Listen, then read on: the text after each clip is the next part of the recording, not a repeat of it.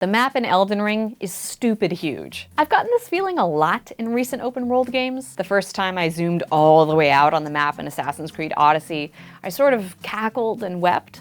It's so big. And then when AC Valhalla came out, the devs were like, this map is even bigger.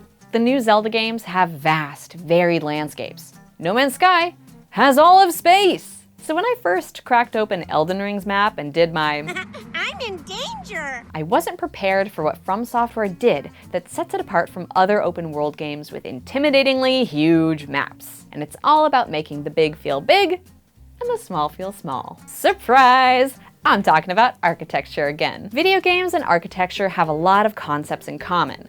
Space, construction, materials, and light all function as storytelling devices in our world and in games. I made a whole video about it, but don't watch it yet. Stay here with me. Today I want to talk about compression and expansion, which are ways that architecture communicates how to use space. Now that space, this space. You're not, for example, going to stop in a narrow hallway to scroll through your Tumblr for a minute. Unless you're a jerk, I'm walking here. That's compression. Meanwhile, a huge open space like New York's Moynihan Hall is designed to disperse people in lots of different directions. Expansion. It's not just that there's room for a lot of people to mill about, there's reasons to. Maybe you're shopping or eating or watching the train times. You're not sitting because they didn't put in seats, which is a way to make the space hostile for unhoused people, and it's inhumane and affects everyone else from people with disabilities to pregnant people to people with cumbersome backpacks, but I digress.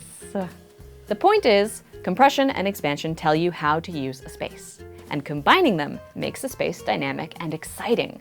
It gives it a sense of flow. And that's where Elden Ring's open world design really excels for me, in the flow between different types of spaces. And I'm not just talking about going from the open world to a linear dungeon. The best transitions from expansive spaces to compressed ones happen when you go from, say, the fields of Limgrave to the twisting hallways of Stormvale Castle, or from the rocky outcroppings of the Altus Plateau to the pinched alleys of Leyndell. Elden Ring effortlessly shifts between massive natural spaces that reward roaming and exploration to these dense and maze-like cities and castles where paths loop back on each other in classic FromSofty ways. These areas are still huge, but they feel very different. There's a whole dragon in here. How'd that get in here? Why'd you put that there?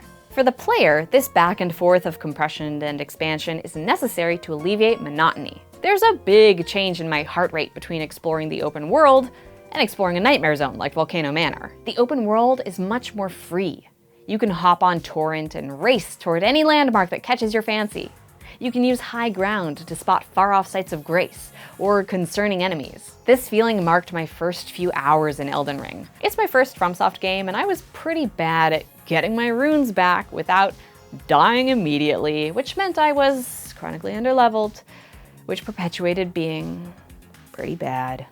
But I delighted in riding through Caelid and Limgrave, and even finding the path around the gatekeeping first boss of the game, opening up massive portions of the map without progressing the story or my level at all. And so what if I ran into a giant lobster? I could just flee! But that gets monotonous. Stepping into a more enclosed area, like Stormvale, Leyndell, or Volcano Manor, immediately ratchets up the tension.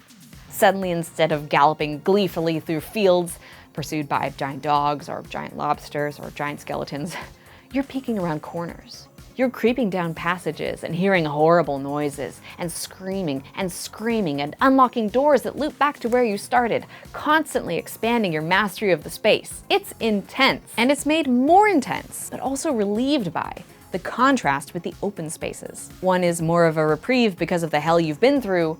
The other is more terrifying because your freedom of movement is now limited. Now that I think of it, it is just like going to Penn Station. This compressed style of gameplay, exploring dense and dangerous levels where something is always popping out to kill you, is much more in line with FromSoft's traditional Souls games. It's Blighttown and Anor Londo and the Tower of Latria. But in Elden Ring, the open world really makes that classic Souls-like gameplay sing. You don't know how good you have it until you're trapped in a horrible building and fighting for your life. It's a high that makes it impossible for me to put this damn game down, even 200 hours in, and still chronically underleveled. because I won't use my runes to level up. I just keep them in my inventory. And I was like, Pat, should I use these? And he was like, yes, you should use these. And I was like, but what if I need them? And he's like, you do need them. You need them to level up. You need to use them. Which I think means I'm better at the game than I think I am if I'm so underleveled. Anyway,